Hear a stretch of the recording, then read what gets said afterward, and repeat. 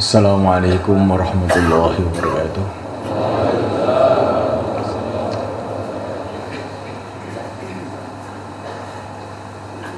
Innal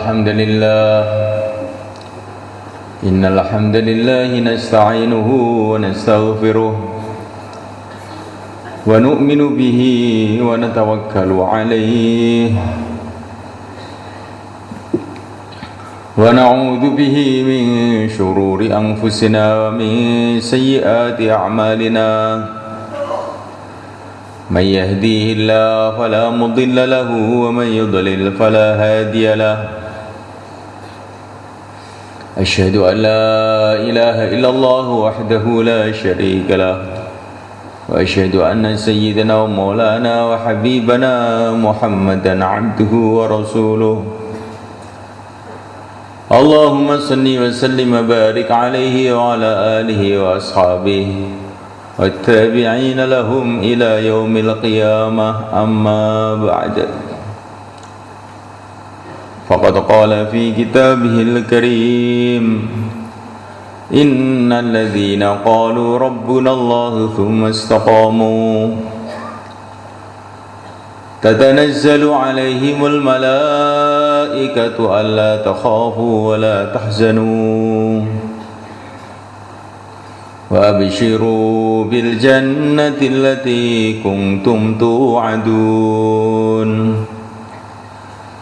nahnu awliyaukum fil hayatid dunya wa fil akhirah wa lakum fiha ma tashtahi anfusukum walakum fiha ma tad'un nuzulan min ghafurir rahim wa man ahsanu qawlan mimman da'a ila Allahi wa 'amila salihan wa qala innani minal muslimin.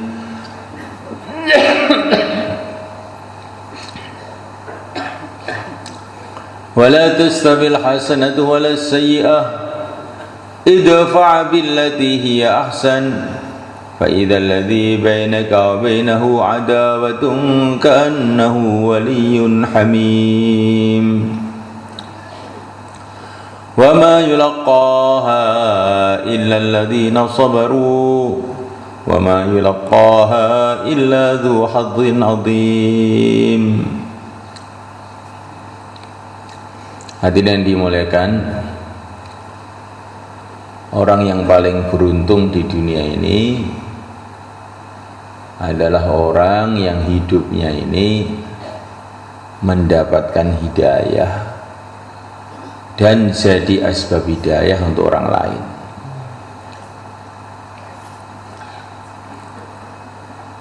Itulah yang kita minta senantiasa setiap sholat. Ihdinas siratal mustaqim. Ya Allah, bimbinglah kami ke jalan yang lurus. Tuntunlah kami ke jalan yang lurus. Begitu kata para ulama, terjemahnya yang benar itu begitu. Jangan tunjukilah kami, tuntunlah kami, bimbinglah kami. Kalau ditunjukkan itu belum tentu dibimbing. Itu loh, Madiun ke timur sana loh, ini namanya tunjukkan. Tahu-tahu sampai Mas Wati bingung, terus menggok ke Bojonegoro. Namanya ditunjukkan.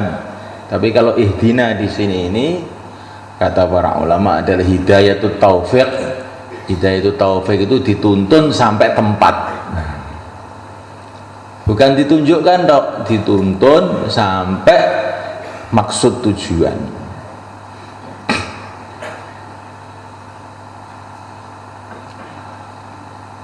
Ihdinas siratal mustaqim. Ya Allah, tunjukilah kami, bimbinglah kami, tuntunlah kami ke jalan yang lurus.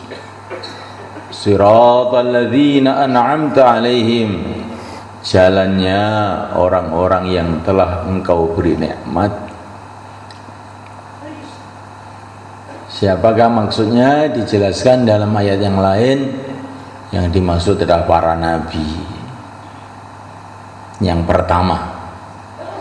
Minan nabiyyin, yang pertama ini para nabi. Para nabi itu adalah orang-orang yang mendapatkan hidayah dan jadi asbab hidayah untuk orang lain, seluruh para nabi. Wasiddiqin, orang-orang yang betul-betul mantap imannya. Ini soft yang kedua. Kita mohon kepada Allah agar kita ini dibimbing mengikuti jalannya siddiqin. Siddiqin ini zaman Nabi juga ada siddiqin, zaman tabi'in ada siddiqin, zaman tabi'ut tabi'in ada siddiqin, zaman sekarang pun ya ada siddiqin. Siddiqin itu orang-orang yang betul-betul mantap gitu, nggak berubah-berubah.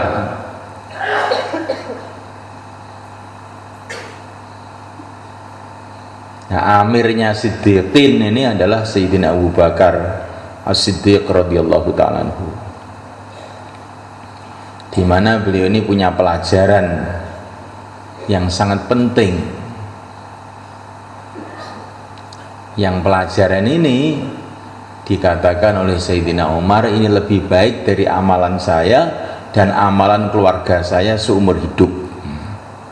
Satu pelajaran ini kita perhatikan, insyaallah malaikat. Ini pelajarannya Sayyidina Abu Bakar nih, yang dikatakan ini lebih mahal dari amalannya Umar dan keluarga Umar. Yang mengatakan itu Sayyidina Umar sendiri.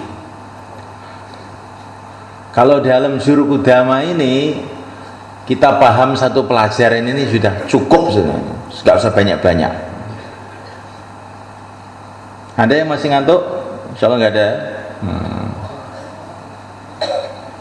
Pelajaran yang dikatakan oleh Sayyidina Umar ini lebih mahal daripada saya dan keluarga saya seumur hidup. Pelajaran apa itu? Kalau diterjemahkan bahasa Indonesia, pelajarannya satu, pelajaran mantep, wis. Ketika yang mulia Nabi Agung Muhammad SAW dalam sakit keras menjelang wafatnya, maka beliau telah membentuk kurang lebih 3.000 orang mau dikirim ke negeri Rom, dipimpin oleh Usamah ibnu Zaid. Tapi setelah baginda Nabi wafat, ini jamaah ini belum berangkat, sudah siap membuat kemah di luar Madinah, sudah siap tapi belum berangkat. Ketika Nabi wafat, maka jamaah ini tertunda berangkatnya. Mereka kebingungan, ini nanti terus bagaimana ini kita mau berangkat? Kita minta arahan sama siapa ini? Karena kalau ada masalah apa, kita dulu rujuk kepada Rasulullah SAW. Nah ini sekarang Rasulullah sudah dipanggil oleh Allah, terus kita ini bagaimana nanti kalau ada masalah? Mau tanya siapa?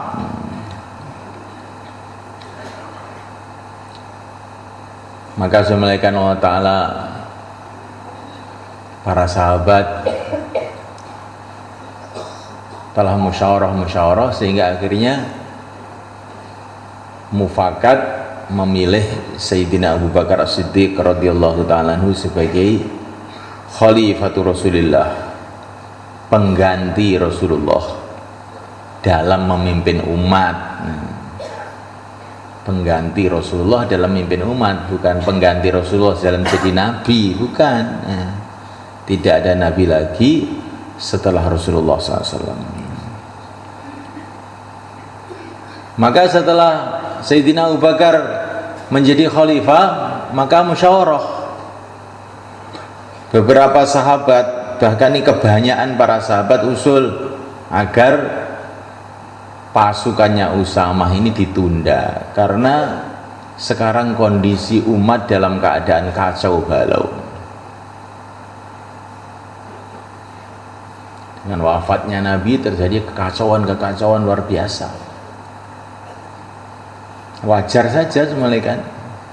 Ibaratnya baginda Nabi itu matahari yang terang benderang menyinari alam semesta, tahu-tahu mataharinya hilang. Bagaimana apa nggak bingung untuk orang?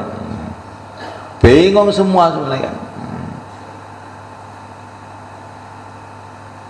Apalagi orang-orang yang baru masuk Islam, orang yang sudah Islam lama pun kebingungan pada waktu itu.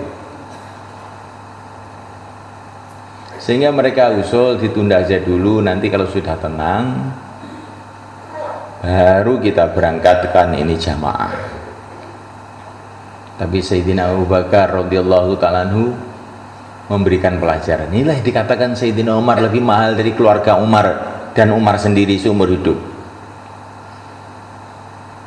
Rasulullah menyuruh berangkat, saya menyuruh nunda. Tidak bisa. Harus berangkat. Lah kalau orang-orang tidak mau berangkat bagaimana? Kalau tidak mau berangkat, saya mau berangkat sendiri. Coba mereka. Ini pasukan ini ke Rom ini. Rom ini negara yang paling besar saat itu. Kalau sekarang ya kayak Amerika apa Cina begitu. Dan ini negara ini memang lagi bermusuhan dengan orang Islam. Lah kok Sayyidina Abu Bakar mau berangkat sendiri? Ketika Abu Bakar mengatakan begitu, akhirnya sahabat ngalah. Ya sudah berangkat. Mereka semua taat dan hatinya dibuka oleh Allah untuk mengikuti keputusan Sayyidina Abu Bakar Siddiq radhiyallahu ta'ala. Sayyidina Abu Bakar bukan meluruskan para sahabat karena para sahabat tidak mau berangkat, tidak begitu, menunda berangkat. Sayyidina Abu Bakar itu nggak mau menunda, itu nggak mau. Itulah namanya orang Siddiq. Kemudian ada yang usul lagi, ya kalau memang diputus berangkat, ya berangkat dah. Tapi kami usul amirnya diganti, jangan Usamah. Usamah pada waktu itu umurnya sekitar 19 tahun mereka. Dan baru pertama itu jadi amir.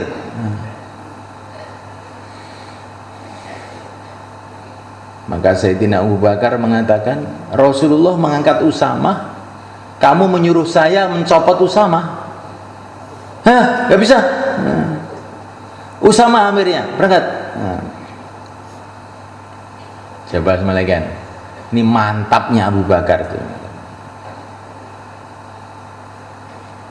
Menurut akal kita ini juga usulan para sahabat itu juga masuk akal. Ini pasukan berat, ini amirnya anak kecil umur 19 tahun, padahal orang-orang yang jauh lebih berpengalaman banyak. Di situ ada Saifullah Khalid bin Walid, ada Sa'ad bin Abi Waqqas, ada pokoknya orang-orang hebat banyak. Yang dipilih oleh Nabi malah Usamah. Ini juga pelajaran buat kita semalekan. Kita ini amirnya siapa saja itu yang ridho gitu. Insyaallah semalekan. Jangan ada masuk dalam hati kita tipuan setan. Mamanya amirnya saya itu maju sebelum tabligh ini. Tapi amirnya itu nggak akan bisa maju. Ya semoga husnul khotimah aja. Maksudnya itu supaya cepat mati ganti saya gitu. Ini kamu itu mau bikin negara apa mau bikin tak dakwah sebetulnya? Kayak pilihan lurah aja. Jangan seperti itu. Setelah Rasulullah SAW itu nggak ada orang sempurna 100% itu nggak ada. Mesti ada orang itu kelemahannya. Tetapi walaupun begitu Allah menyuruh kita untuk taat amir, ya udah. Amirnya siapa saja asalkan nggak dibawa ke selokan ya jalan aja. Insyaallah malaikat. kita ini kerja istimai seperti naik bis, sopirnya siapa saja asalkan sampai Surabaya sih nggak apa-apa. Bukan pokoknya saya harus sopirnya, bukan ya. Di belakang jadi penumpang malah tinggal tidur aja sudah sampai. Ada dalam Quran Amir itu mesti masuk surga? Kan enggak ada. Untuk apa kita mesti jadi Amir? Orang iman tuh pikirnya mesti masuk surga, bukan mesti jadi Amir. Enggak penting jadi Amir itu. Yang penting ada Amirnya. Itu perintah Allah. Siapa yang jadi, itu Allah yang menjadikan pada hakikatnya.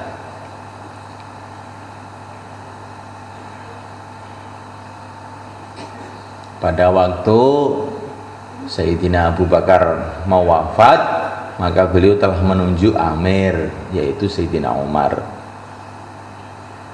Ketika Sayyidina Umar mau wafat, maka orang-orang datang, ya Amirul Mukminin. Dulu Sayyidina Abu Bakar Siddiq radhiyallahu ta'ala anhu ketika mau wafat menunjuk Amir sebagai penggantinya. Lah ini kami mohon ditunjuk juga Amir biar nanti tidak terjadi perbedaan pendapat. Maka Amirul Mukminin Umar bin Khattab radhiyallahu ta'ala mengatakan, dulu Rasulullah wafat tidak menunjuk Amir, tetapi Allah Subhanahu wa ta'ala menghendaki kebaikan untuk umat ini, maka dikumpulkanlah umat ini kepada orang yang terbaik, yaitu Sayyidina Abu Bakar Siddiq radhiyallahu ta'ala. Saya tidak akan nunjuk Amir, katanya. Nanti kalau memang Allah menghendaki kebaikan untuk kamu, nanti kan oleh Allah dipilihkan sendiri Amir yang terbaik. Dah nggak mau saya. Masa saya ini mati juga masih suruh mikul umat, katanya beliau. Waktu hidup saya tanggung jawab umat, kalau sudah mati saya jangan kamu bebani lagi. Udah, itu urusan kamu. Saya mau mati saya. Sayyidina Umar. Nanti kalau kamu itu memang dikehendaki oleh Allah baik, nanti kan dicarikan Amir sendiri oleh Allah, dipilihkan sendiri. Terus Sayyidina Amirul Mukminin Umar bin Khattab wafat, Allah pilihkan Amir terbaik buat umat ini, Sayyidina Utsman bin Affan radhiyallahu ta'ala. Jadi semulaikan hakikat kita memandang apa-apa itu dengan iman itu semulaikan. Jangan memandang dengan pikiran-pikiran orang politik. Memandang pikiran itu karena iman. Itu orang itu jadikan Amir, hakikatnya Allah SWT yang menjadikan. Udah, asalkan dia tidak mengajak maling aja, pokoknya jalan aja terus. Insyaallah mulai kan.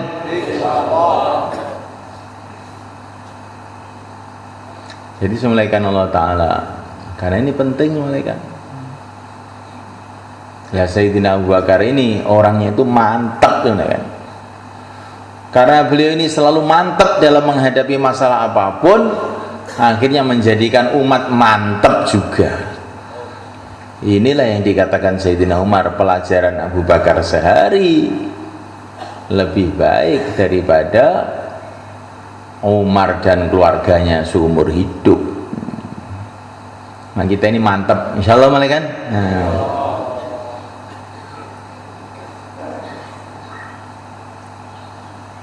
Kita dalam dakwah ini perlu kemantapan.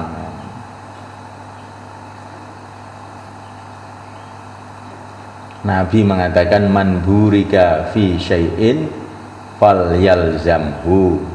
Siapa yang dibarokai oleh Allah dalam suatu hal, hendaklah dia pegang itu perkara itu. Nah dakwah ini semalekan, ini usaha dakwah sekarang ini yang Allah telah datangkan kepada kita ini, sudah Allah tampakkan barokahnya di seluruh dunia, maka kita pegang. Jangan kita ada ragu sedikit pun.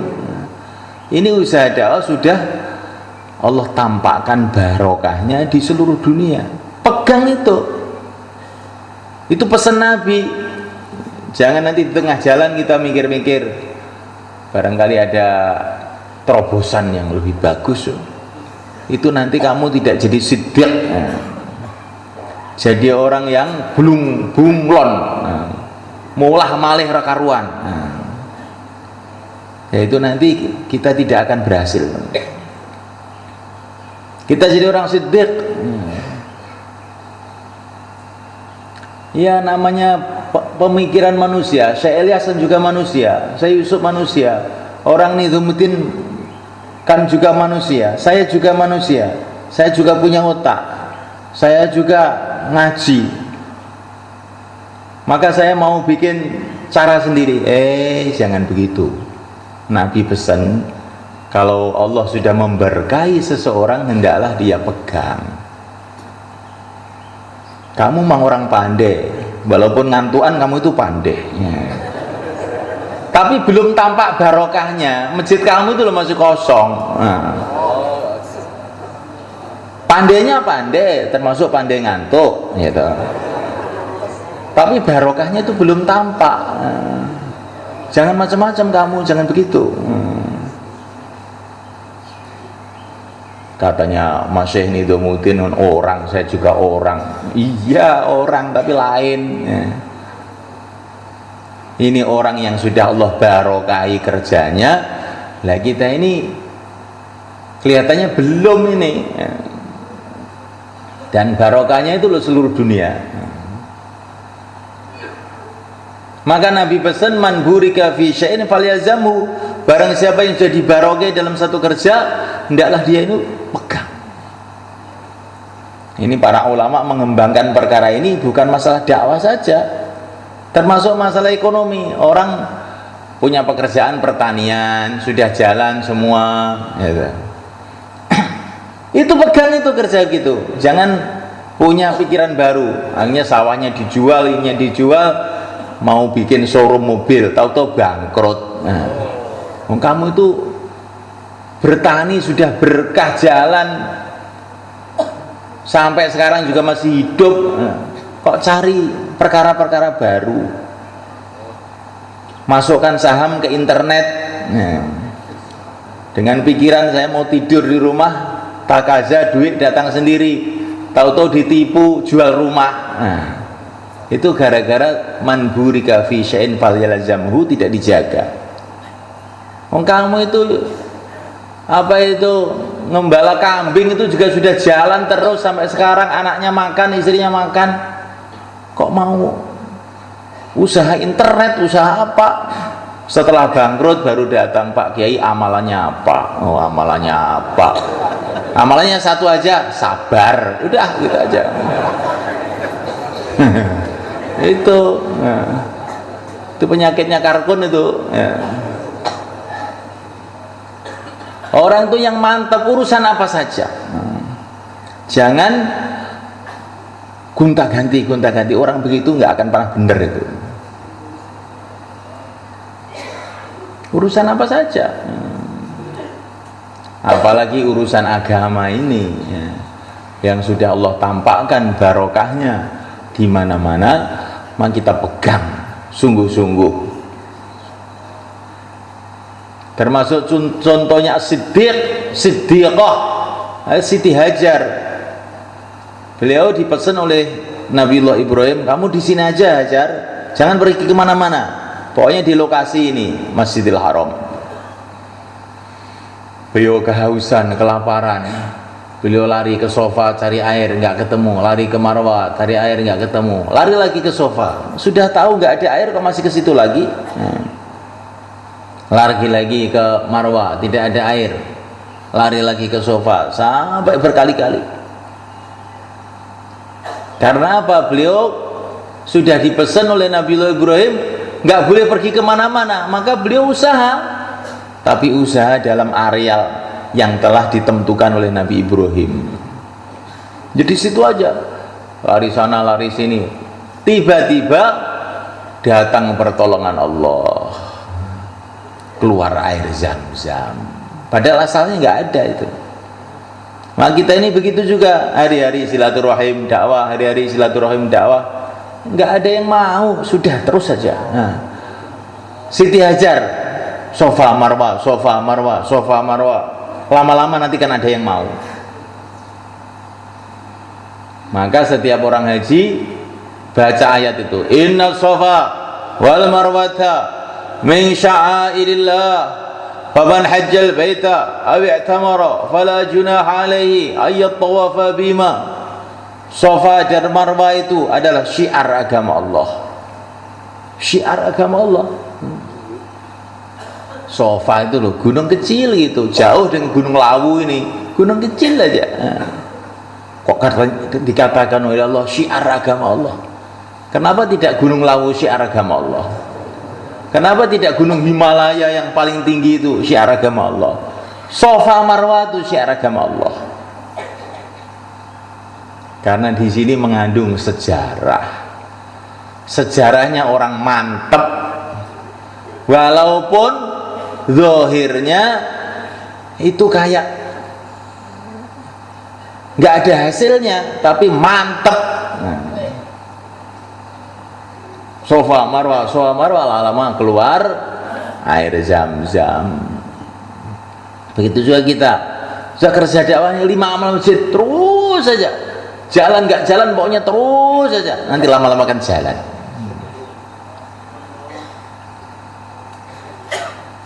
Insyaallah malaikat. Ini termasuk sifatnya siddiq, orang yang mantap.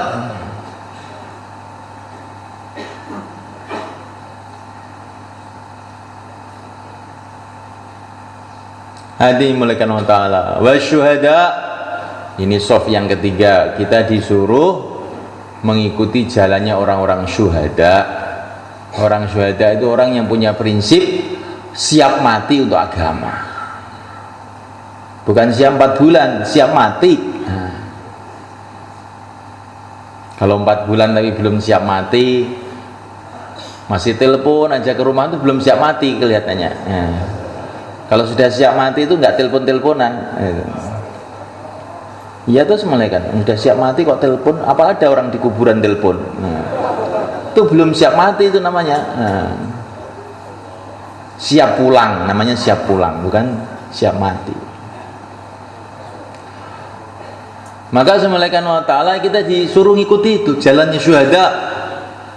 Syuhada itu siap mati untuk agama, siap mati untuk ridha Allah. Latihannya 4 bulan ya. Kemarin sudah dikatakan dalam bayan maghrib tadi, 4 bulan itu adalah kurikulum supaya kita ini kayak kurikulum sekolahan itu supaya pinter tuh caranya begitu. Tapi belum tentu kalau 4 bulan terus pinter, betul, belum tentu. Kayak orang itu sekolah itu juga ada yang 10 tahun tapi nggak naik-naik, malah drop out, diusir dari sekolahan karena nakal. Ini juga ada. Maka semalakan Allah Ta'ala syuhada, kita ini punya prinsip, mau apa kamu? Saya ingin mengorbankan diriku, hartaku, nyawaku untuk ridha Allah. Kemudian yang keempat, sholihin, orang-orang soleh. Orang soleh itu orang bagaimana? Apa saja pakai tertib, dengan soleh. Amal soleh itu amal yang sesuai dengan aturan, itu namanya soleh. Kalau dia jadi ayah ya pakai tertibnya ayah. Kalau jadi ibu ya tertibnya ibu. Kalau jadi petani ya pakai aturan syariat dalam pertanian. Nah, mulaikan Allah Ta'ala, pertanian itu kata para ulama satu usaha, belum tentu mendatangkan hasil, tetapi yang akan mendatangkan hasil itu taat kita kepada Allah di dalam waktu bertani, bukan pertaniannya itu. Perdagangan itu tidak ada jaminan akan sukses. Yang akan mendatangkan kesuksesan itu taat kita kepada Allah dalam perdagangan. Insyaallah malaikat. Ini penting malaikat. Yang penting bukan dagangnya itu, yang penting taat kepada Allah dalam perdagangan. Nanti kalau taat kepada Allah pada perdagangan, at-tajir as-sadiq al-amin yuhsyaru ma'al anbiya wasyuhada. Pedagang yang bisa dipercaya, yang nggak pernah bohong, akan dikumpulkan bersama para nabi dan orang mati syahid. Makanya yang dipikir itu kalau dagang itu bagaimana taat kepada Allah dalam perdagangan, taat kepada Allah dalam pertanian, taat kepada Allah di dalam berumah tangga, taat kepada Allah dalam segala urusan. Nanti kita akan sukses terus. Bukan pertaniannya, taatnya kepada Allah di dalam pertanian. Bahkan bukan ateis saja, bukan sholatnya yang menjadi hebat, itu taatnya kepada Allah waktu sholat. Nah, sholat kok tidak taat pada Allah itu apa ya? Ada. Waktu sholat hatinya ke pasar, ke ladang, itu kan nggak taat itu. Kita dalam sholat disuruh wajjahtu wajhiya lilladzi fataras samawati wal ard, aku hadapkan jiwa ragaku kepada pencipta langit, pencipta bumi. Nah, kalau kita ini tidak tawajuh kepada Allah, itu namanya dalam sholat tapi maksiat. Nah, saya itu begitu terus nggak bisa-bisa ya Pak. Makanya habis sholat astagfirullahaladzim alladzi la ilaha illa huwal hayyul qayyum wa atubu ilaihi, istighfar minimal 3 kali. Jadi sholat kita ini pun banyak dosanya. Jangan kita lihat sholatnya, gelamjarnya itu loh ya. Jangan kita lihat dakwahnya, saya dakwah 4 bulan, jangan kamu itu saja yang kamu lihat ya. Waktu jauhlah itu kamu menundukkan pandangan apa tidak, nah itu loh ya. Habis khususi terus kita gunjing orang ya. Orang itu hatinya keras ya. Dia itu ulama tapi anaknya nggak nutup aurat, itu namanya bangkrut ya. Bangkrut. Maka kita ini habis sholat istighfar, habis sholat istighfar. Istighfar lirih juga boleh, istighfar keras juga boleh. Ini karkon nama ini, kamu harus dengar ini hadis Bukhari sahih ini. Zikir keras waktu habis sholat itu zaman Nabi juga sudah ada. Hadisnya Abdullah bin Abbas radhiyallahu taala anhu. Tapi Nabi lirih juga pernah, Nabi keras juga pernah.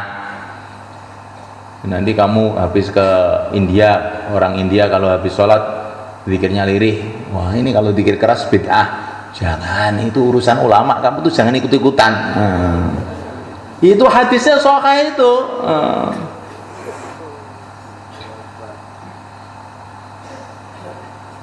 Para masyayikh kita ini menyuruh kita ini untuk menyatukan tertib dakwah, bukan tertib wiridan. Tertib wiridan itu ada hadisnya masing-masing, boleh aja.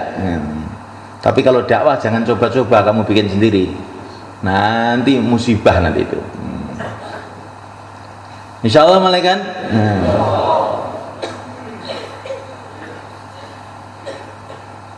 Jadi semulaikan Allah Ta'ala, inilah yang kita minta setiap waktu sholat. Kehidupannya orang-orang siddiqin, kehidupannya para nabi. Para nabi itu bagaimana? Siang malam mendakwahkan agama. Inni da'autu qaumi lailau wa nahara, siang malam. Ada 124.000 nabi. Semua nabi, 124.000 nabi, semua buat usaha di kampungnya masing-masing. Maka itulah orang-orang tua kita sering mengatakan, kalau kamu menghidupkan usaha makomi, kamu akan mendapatkan nur dari 124.000 nabi melalui yang mulia Nabi Agung Muhammad SAW.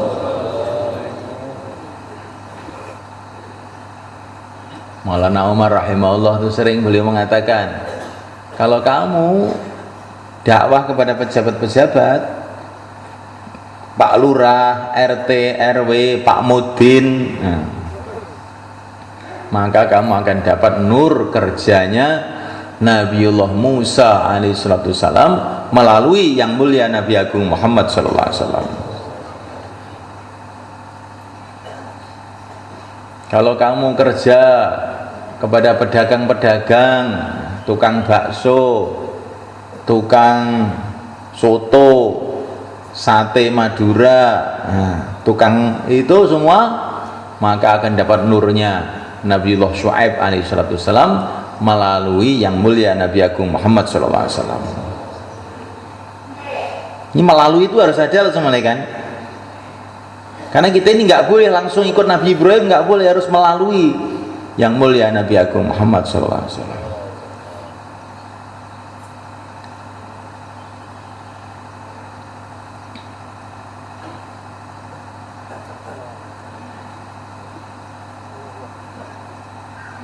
Melalui bayan, bukan melalui mimpi.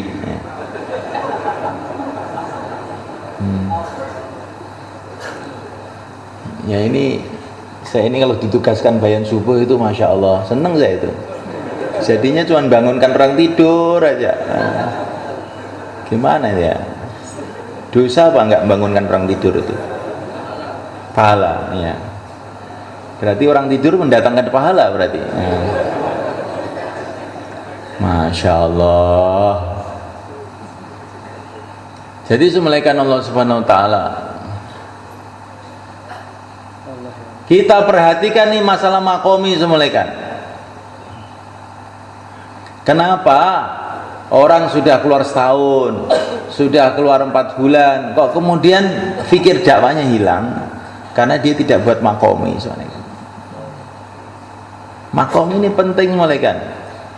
Yang mulia Nabi Agung Muhammad SAW 13 tahun di Makkah makomi aja, 13 tahun makomi aja, keluar sekali ke Taif, dan itu cuma beberapa hari aja.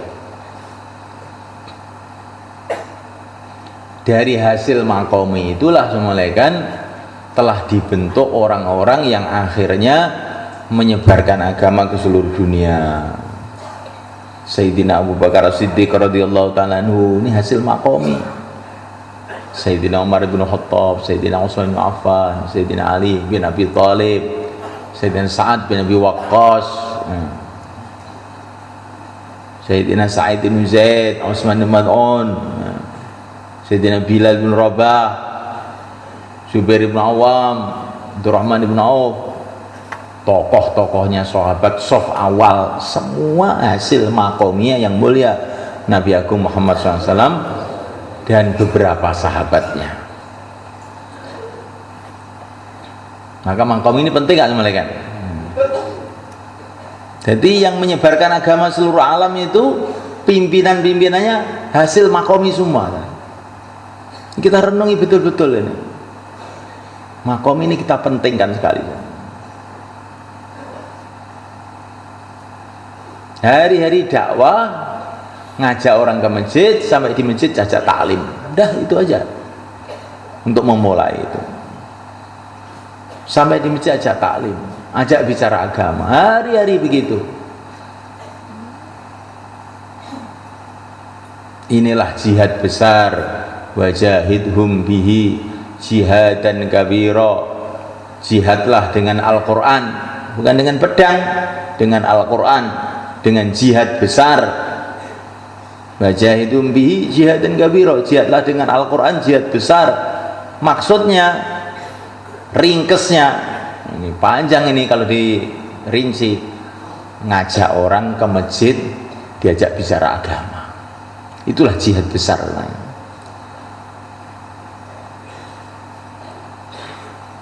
Hari-hari kita buat, insya Allah malaikat. Gak usah rame-rame.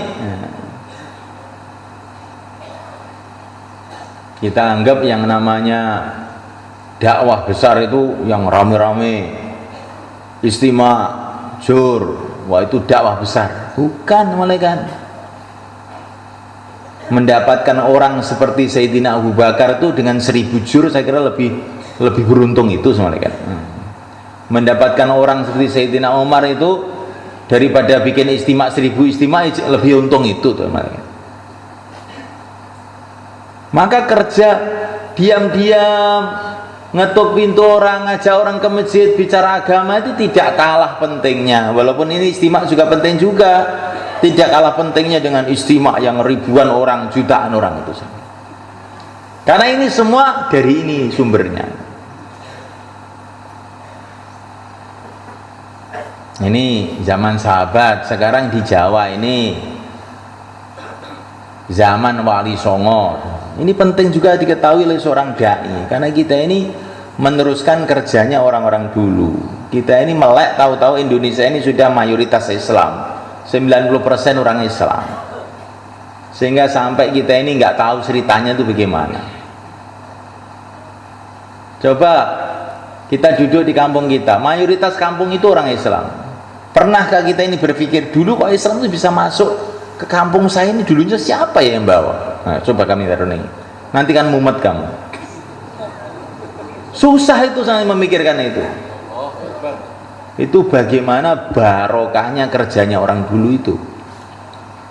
Itu loh asal melihat semelekan cuan beberapa orang datang ke Jawa. Itu ceritanya dalam sejarah itu ada beberapa ulama yang dikirim oleh Khilafah Utsmaniyah Turki. Salah satu orangnya itu orang India, namanya Jumada Kubro. Jumada Kubro itu kakeknya Sunan Ampel itu ditugaskan untuk nggarap orang-orang Melayu Malaka sekitarnya.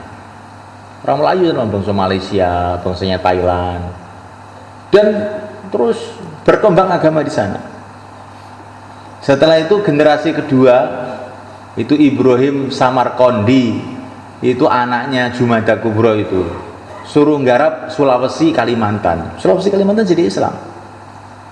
Terus cucunya Sunan Ampel suruh nggarap Jawa. Nggak banyak orangnya, nggak banyak, nah, tapi diterima oleh Allah. Nah, Masya Allah, berubah total keadaan itu. Coba semelekan kalau belum ada orang-orang itu, kita dakwah itu alangkah sulitnya di Jawa ini semelekan. Kita ini dakwah di, nggak usah Jawa, di Bali gitu, yang mayoritas orang Hindu itu sudah mumet kita. Mana-mana bau babi, mana-mana bau babi. Maaf ini, oh, ini saya lihat ada orang Bali juga tadi di sana itu. Mumet semelekan. Nah ini dulu ini kerajaan Hindu terbesar seluruh dunia atau Nusantara, apa Asia Tenggara begitu, bahkan mungkin seluruh dunia Majapahit itu, dari jumlahnya yang begitu banyak pengikutnya itu berubah oleh beberapa orang saja. Jadi semulakan Allah Ta'ala yang kita pikirkan tuh bagaimana saya itu diterima oleh Allah. Jangan kita ini ditipu sama setan. Pikiran kita, saya sudah 4 bulan, saya sudah 1 tahun. Kamu sudah diterima oleh Allah belum? Nah itu tahunya setelah kita mati pertama. Kedua kali ini malaikat Allah Ta'ala, kalau orang itu diterima oleh Allah biasanya loh, tidak semua orang, biasanya terus bisa menghidupkan makomi. Lah makomi urip ora.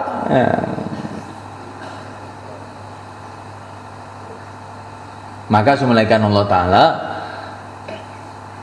ini bukan berarti 4 bulan nggak penting loh ini semulaikan. Nanti 4 bulan nggak penting, yang penting makbul. Saya sudah 3 hari aja makbul lebih baik.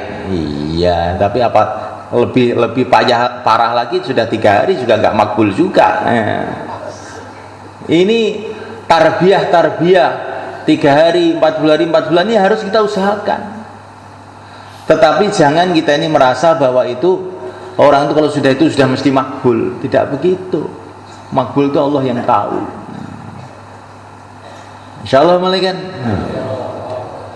Inilah kehidupan yang dicita-citakan oleh setiap muslim.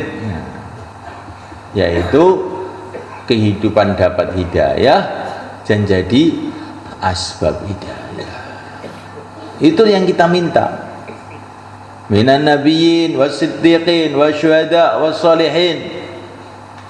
Kehidupan para nabi, para syuhada, para sholihin, para siddiqin, itu semua kehidupan orang-orang yang dapat hidayah dan jadi asbab hidayah.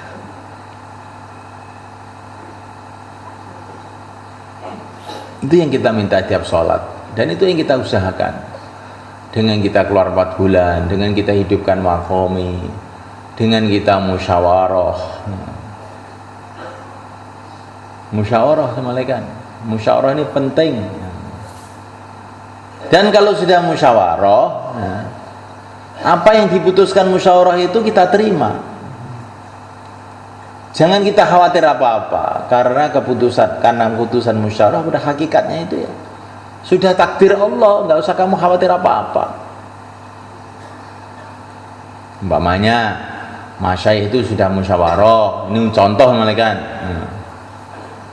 Taklimnya kita fadilah amal, ya udah pakai itu. Taklimnya muntakhab, sudah pakai. Nggak usah bikin pikiran-pikiran sendiri. Ini fadilah amal nih kurang bermutu ini, saya mau bikin sendiri, lebih tidak bermutu lagi, insya Allah. Ini Maulana Zakaria ini bukan orang sembarangan malaikat. Ini muhaddis besar yang diakui oleh orang-orang ahli hadis di seluruh dunia. Maka apa yang ditulis di situ itu sudah bisa dipertanggungjawabkan secara keilmuan.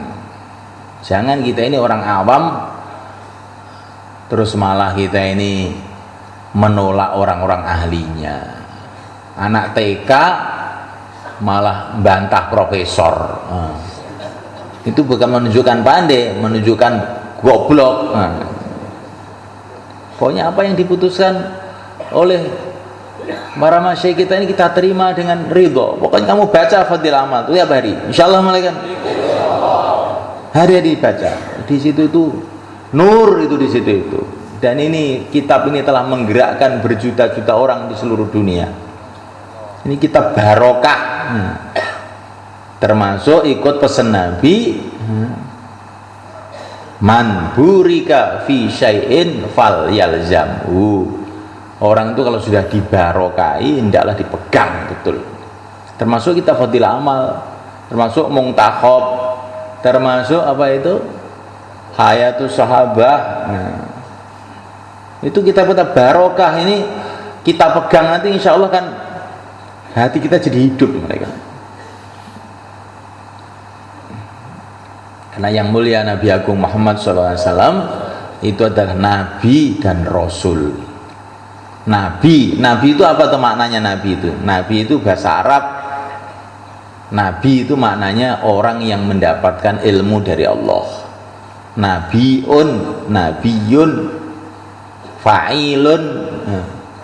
Maknanya orang yang mendapatkan ilmu dari Allah. Supaya kita ini dapat warisannya Nabi ini, kita harus taklim. Dan Nabi itu adalah Rasul. Rasul itu yang menyampaikan agama kepada umat.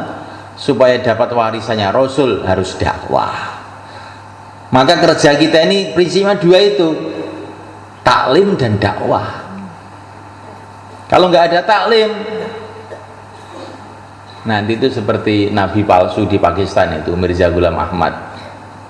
Nggak punya ilmu, nggak nerima wahyu, kok tahu-tahu jadi Rasul dia ini. Akhirnya gendeng, menyesatkan orang. Itu Mirza itu, Ahmadiyah itu, nggak terima wahyu, tahu-tahu jadi Rasul. Ya itu jangan sampai seperti itu. Lah kamu jadi Rasul nggak terima wahyu, terus apa yang kamu sampaikan? Ngarang dewe. Nah, begitu juga kita ini semalekan dakwah, taklimnya terus kuat. Taklimnya harus kuat. Taklim fadhail sebagaimana yang di mufakati kita bersama, insyaallah malaikat. Taklim masail juga kepada para ulama. Tapi yang ini ada pesan lagi dari Rasulullah SAW. Kamu dengar loh ini ya. Ini bukan bicara khilafiyah loh ini. Ini hadis sahih ini. Rasulullah itu pesan. Ini agak rahasia sedikit ya. Biar melek kamu maksud saya gitu. Rasulullah itu lo pesen. Pesennya gimana? Idza ra'aitum ikhtilafan fa'alaikum bisawadil aqdam. Kalau kamu melihat perbedaan-perbedaan pendapat, ikuti pendapatnya ulama yang paling banyak. Ringkasan terjemahnya begitu. Lah ulama yang paling banyak itu ulama yang ikut mazhab 4. Ikut mazhab Hanafi di India, Pakistan, Bangladesh, Turki, itu orang-orang Hanafi. Syafi'iyah, orang Indonesia, orang Mesir, Yaman, banyak Syafi'iyah. Di Maroko sana orang-orang Malikiyah, mazhab Malik. Jadi mengikuti mazhab 4 ini penting mereka. Karena kalau kita tidak mengikuti mazhab 4, nanti akan terjadi 1000 mazhab. Umat berpecah belah tidak karu-karuan. Mazhab 4 itu ringkesannya pendapatnya para sahabat. Apa tuh mazhab 4 itu? Ringkesannya pendapatnya para sahabat yang mazhab 4 itu. Kalau ikut mazhab 4 berarti ikut sahabat. Dan itulah jumhurul ummah, kebanyakan umat Islam, kebanyakan para ulama di seluruh dunia. Pesan Nabi, kalau ada perbedaan pendapat, ikuti pendapat jumhurul ulama itu. Insyaallah kan? Ini bicara khilafiyah bukan? Ini pesan Nabi kok khilafiyah? Ini bukan bicara khilafiyah, ini pesan Nabi. Ini orang lama-lama dalam dakwah itu harus jelas semuanya kan, supaya kita ini tidak sembarang aja mengikuti pendapat orang. Kita mengikuti pendapat jumhurul ulama. Insyaallah kan? Itu selamat kita nanti. Karena sekarang ini zaman semua orang jadi mufti, semua orang jadi imam. Ya. Sampai ada imam namanya Imam Samudro. Imam Samudro itu ya eneng. Semua orang ngaku jadi imam. Maka kita ini dalam memahami kitabullah sunnah Nabi itu harus melalui orang-orang ahlinya. Kalau tidak nanti celaka kita. Semua orang yang jadi dokter, bikin resep masing-masing, jebol perut kita. Yang berhak jadi dokter itu hanya yang sudah sekolah di fakultas kedokteran sekian tahun, dapat stempel, lulus, baru boleh jadi dokter bikin resep. Begitu juga yang fatwa agama itu harus orang-orang yang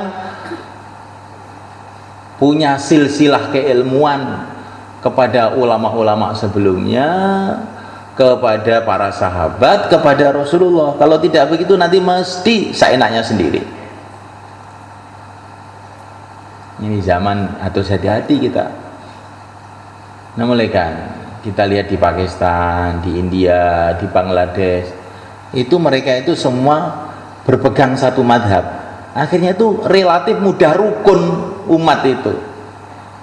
Tidak semua orang boleh beri fatwa.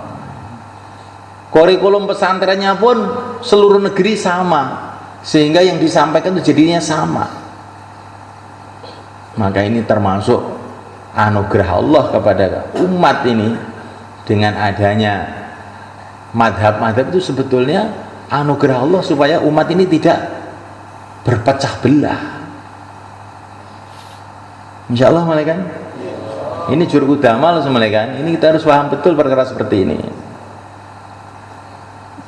Masail yang sudah dimufakati, fadilah amal, fadilah sedekah, mungtakhab, haitus sahabat, jangan sampai nggak punya itu. Dan cetakan yang terbaru yang sampulnya hijau itu, insya Allah kan? Itu karena yang terjemah itu tim, insya Allah itu lebih mudah untuk dipahami, karena itu yang terjemah itu banyak orang, bukan satu orang, sudah dipertimbangkan dari berbagai-bagai arah. Mungkin itu terjemahnya tidak sama letterlek persis seperti apa itu yang di Urdu itu, tapi itulah yang sudah dipertimbangkan itu supaya tidak menimbulkan salah paham. Maka orang-orang lama itu Fadil Amal itu yang cetakan terbaru yang sudah yang dari Kebun Jeruk itu, insya Allah malaikat supaya pemahamannya itu jelas gitu loh malaikat. Sama aja semuanya terjemahan itu, tapi ini dicarikan bagaimana susunan yang mudah sehingga nanti kita menyampaikan kepada umat itu juga mudah. Nanti kalau kitab taklimnya itu sudah tidak jelas, nanti kita menyampaikan pun juga dengan cara yang tidak jelas. Hari ini mulaikan Allah Ta'ala. Semua ini tertib-tertib ini penting, tapi yang terpenting lagi adalah yakin kepada Allah, bahwa segala sesuatu terjadi hanya dengan kudrat Allah. Tidak mungkin apapun terjadi tanpa kudrat Allah. La haula wala quwata illa billah. Sehingga dimanapun kita pergi, dimanapun kita berada, hati kita senantiasa kepada Allah. Siapa yang hatinya senantiasa kepada Allah, nanti kerjanya barokah. Kita taskil nyateti itu apa, pakai apa, mesin apa, hati kita kepada Allah. Itu cuma tulisan, tapi kalau yang nulis itu Sayyidina Umar radhiyallahu ta'ala anhu. Sayyidina Umar pernah kirim surat ke Sungai Nil. Sungai Nil kok dikirimi surat itu bagaimana? Nah, inilah pemikiran Sayyidina Umar itu memang kadang-kadang kita nggak sampai. Bukan Sungai Nil yang dikirimi surat sebetulnya itu, tapi Sayyidina Umar itu menampakkan apa isi hatinya itu kepada Allah sebetulnya itu. Yang akhirnya itu kepada Sungai Nil. Sungai Nil ini nggak paham, tapi Allah maha paham. Ditulis, Sungai Nil, kamu itu ngalir itu waktu itu kering Sungai Nil karena mau kamu sendiri apa maunya Allah toh? Kamu itu ngalir maunya Allah, saya minta kepada Allah agar mengalirkan kamu. Buang langsung banjir sampai sekarang. Nah, tim taskil ini begitu. Kalau tim taskil itu hatinya kepada Allah seperti Sayyidina Umar, maka nanti jamaah kertas jadi jamaah cash, insyaallah malaikat. Raja Romawi, Kaisar Romawi, beliau ini sakit, kepalanya pusing aja, obatnya apa aja nggak mempan. Akhirnya dia kirim utusan, padahal ini Rom ini perang terus sama orang Islam, dia kirim utusan ke Madinah minta obat kepada Sayyidina Umar. Kan aneh malaikat, yang Sayyidina Umar ini bukan tabib kok dimintai obat, kan ya aneh. Itulah kehebatan Islam kalau dikerjakan, sampai orang kafir itu merasa perlu dengan orang Islam. Kirim surat, tulisannya saya ini pusing terus, saya minta obat. Maka oleh Sayyidina Umar itu dikasih kopiah, suruh pakai.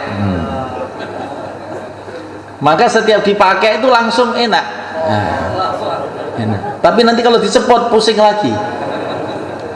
Sehingga Raja Rom ini heran, ini kopiahnya ada apanya tuh sebenarnya. Tadi buka, di situ ada tulisan Bismillahirrahmanirrahim. Oh ini barangkali ini. Nah, enak ya, enak. Jadi kalau ada kiai-kiai nulis-nulis begitu jangan kamu bid'ahkan. Itu Sayyidina Umar dulu sudah buat gitu. Kiai dukun musyrik bid'ah sik toh.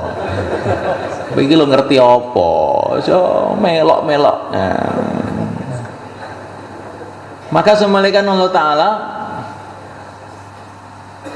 hati kepada Allah, nanti tulisan pun barokah, suratnya barokah, keluarganya barokah, hatinya kepada Allah dalam urusan apa saja.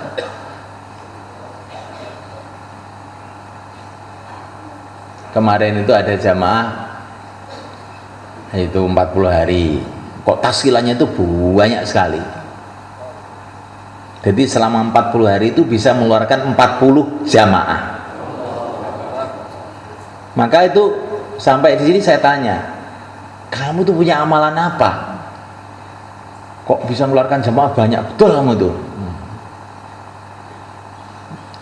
Ya itu saya ngamalkan bayan itu. Bayan apa? Pokoknya saya itu kalau ngomong, hati saya itu kepada Allah aja. Allah yang akan mengeluarkan dia. Saya bicara biasa aja, tapi hati saya itu pokoknya Allah yang akan mengeluarkan, Allah yang akan mengeluarkan. Kok tahu tuh pada keluar tuh orang-orang itu katanya. Ini bukan Sayyidina Umar, ini orang sekarang. Insya Allah di sini juga orangnya itu. Nah. Jadi kita ini usaha belajar hati kita kepada Allah dalam segala urusan. Melihat apa-apa dengan iman, baik dalam menghadapi perkara-perkara yang menyenangkan atau menyusahkan, cocok nggak cocok, hati kita kepada Allah. Itu yang membuat hal-hal yang tidak cocok itu juga Allah. Kamu hadapkan kepada Allah, jangan kamu melihat itu dia ini yang bikin masalah aja. Sudah, itu Allah bikin begitu untuk menguji kamu bagaimana. Allah mematikan kamu juga bisa, matikan dia juga bisa. Ini setan ini, Allah tuh berkuasa untuk mematikan setan juga kuasa. Kenapa Allah menciptakan setan? Untuk menguji kamu.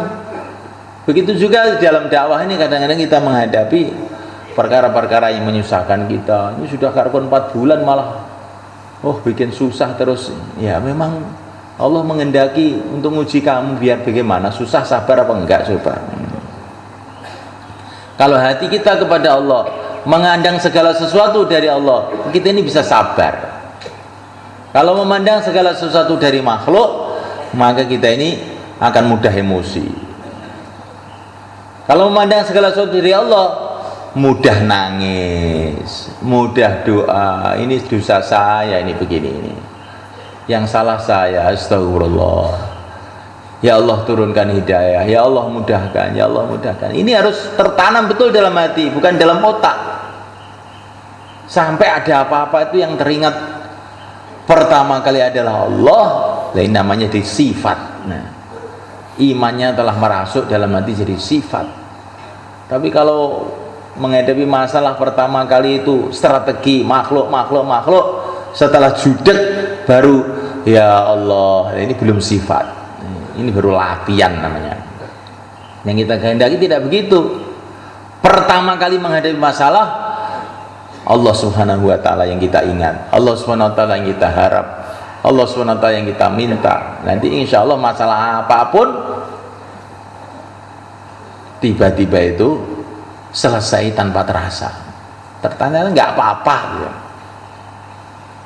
Kayak Nabi Allah Ibrahim, lemparkan dalam hati, spontan, hasbunallah, lainnya sifat namanya. Maka ternyata nggak apa-apa. Sayyidina Abdurrahman bin Auf radhiyallahu ta'ala anhu ketika di Uhud dibacok sama orang kafir, lu tangkis begitu, maka ditegur oleh Nabi, oh kleru. Umpama kamu tadi dibacok mengucapkan bismillah, kamu akan diangkat oleh malaikat ke langit. Kalau kita baca bismillah dalam keadaan tenang begini, mudzakarah, ayo bismillah, tawakkaltu ala Allah, itu yang mudah. Tapi dibacok bismillah, malaikat datang langsung. Maka nanti habis bayan, terutama yang ngantuk-ngantuk itu coba tempiling aja. Loh, ada apa kamu? Saya coba bunyi bismillah apa enggak? Kalau belum bunyi berarti perlu latihan lagi. Insyaallah malaikat. Kalau sudah menghadapi masalah kok bismillah, ya ini sudah hampir jadi, ini hampir jadi dah. Maka kita ini mau mengatakan imannya kuat itu loh, dasarnya itu apa sebenarnya kan? Wong kita ini setiap ketemu masalah itu mesti makhluk terus, masalah apapun. Masalah dakwah nanti juga makhluk, itu yang bikin masalah ini, bikin masalah ini. Masalah keluarga juga makhluk lagi, masalah ekonomi makhluk lagi. Hati kita ini dalam keadaan gelap gulita sebenarnya. Maka kita perlu meningkatkan mujahadah lagi, tangisan lagi, doa lagi, latihan lagi. Karena iman itu bertingkat-tingkat. Yarfa'illahu alladhina amanu minkum walladzina utul ilma darajat. Iman itu derajat-derajat, tingkatan-tingkatan. Ilmu juga tingkatan-tingkatan.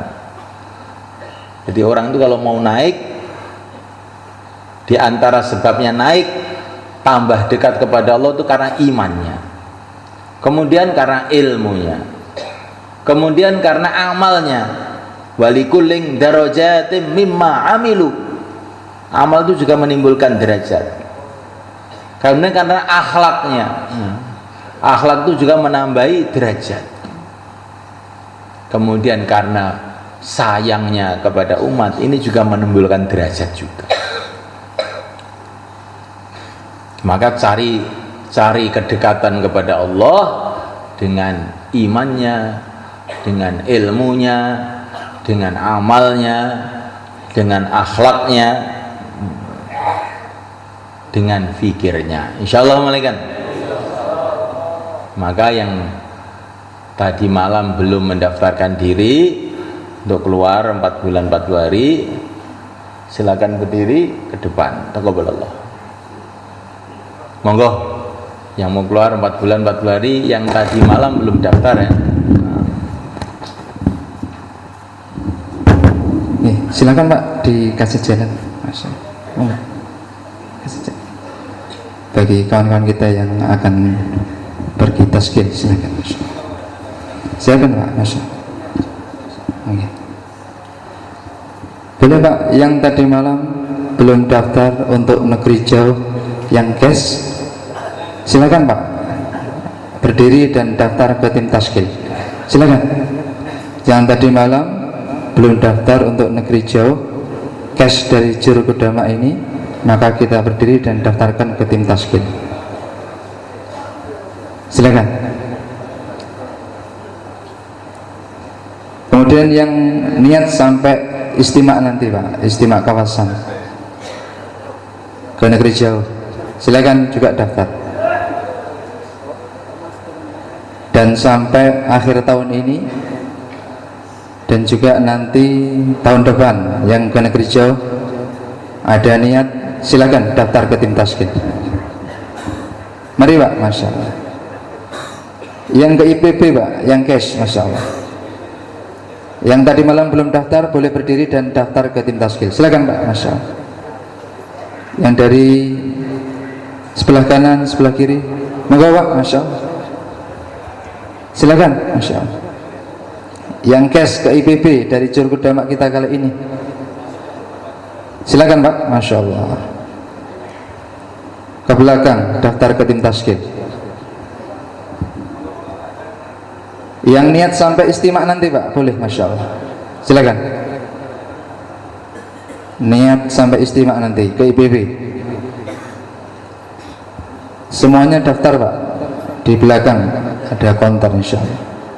Kemudian yang niat sampai akhir tahun ke IPB, silakan, Masya Allah.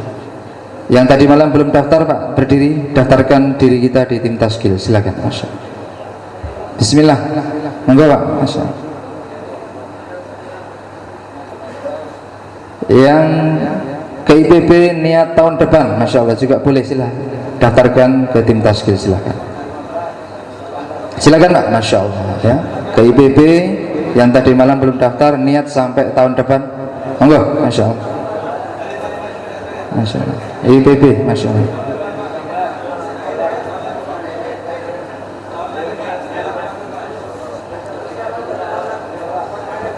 Masya Allah. Silakan Pak, Masya Allah. Silakan.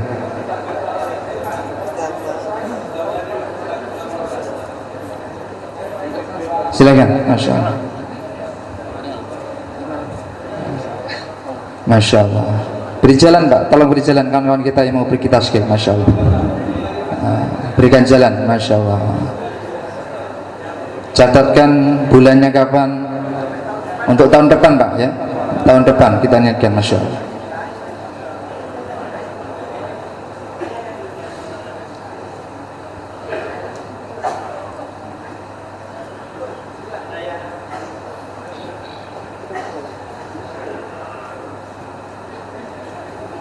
Silakan Pak, beri jalan kawan-kawan kita Pak. Masya Allah.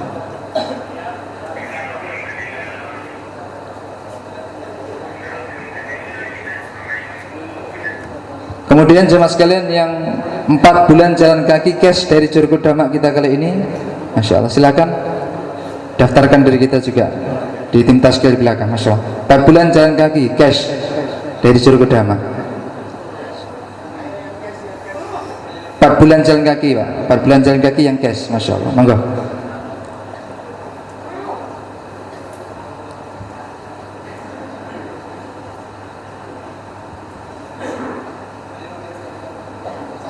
Boleh 4 bulan biasa Pak, yang cash juga dari Curug Damak kita kali ini. Silakan berdiri Pak, daftarkan di tim taskil. Silakan 4 bulan biasa, monggo. Masya Allah, 4 bulan biasa berangkat dari Curug Damak kita ini. Masya Allah, monggo. 40 hari jalan kaki Pak, yang cash dari Curug Damak kita. Masya Allah, silakan berdiri. Monggo berdiri dan daftarkan diri kita di taskil. Silakan. Masya Allah, 40 hari jalan kaki.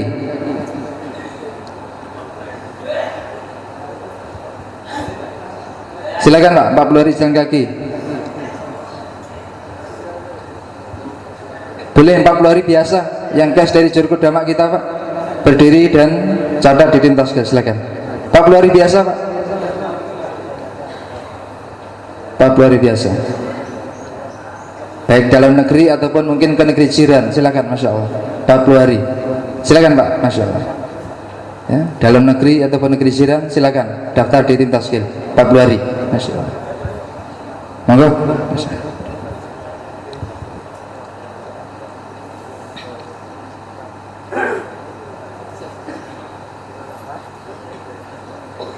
Sudah. Insya Allah kita semua niat semuanya kan. Ini sekarang khidmat, terus nanti ada musyawarah program bersama orang tua kita, penanggung jawab ada musyawarah di situ, dan nanti terus kita program sampai kapan? Sampai kapan? Sampai selesai. Nah, pokoknya kalau belum disuruh pulang, tidak usah pulang. Insya Allah mulai kan? Karena dalam Quran itu ada di antara tertib para sahabat itu, wa idza kanu ma'hu ala amrin jami' lam yadhhabu hatta yasta'dzinu. Para sahabat itu kalau bersama Nabi dalam urusan istimai tidak akan pergi kalau tidak izin. Innama yasta'dzinu kalladzina yu'minuna billah. Yang izin itu tandanya iman. Jadi kalau orang itu bolos itu tandanya imannya rusak. Insya Allah mulai kan? Kalau kemana-mana izin itu tandanya imannya lurus. Kalau yang tidak izin imannya gimana? Cacat itu. Maka pokoknya kalau belum ada doa, sudah ini selesai jur, nggak ada orang pulang kecuali minta izin dulu.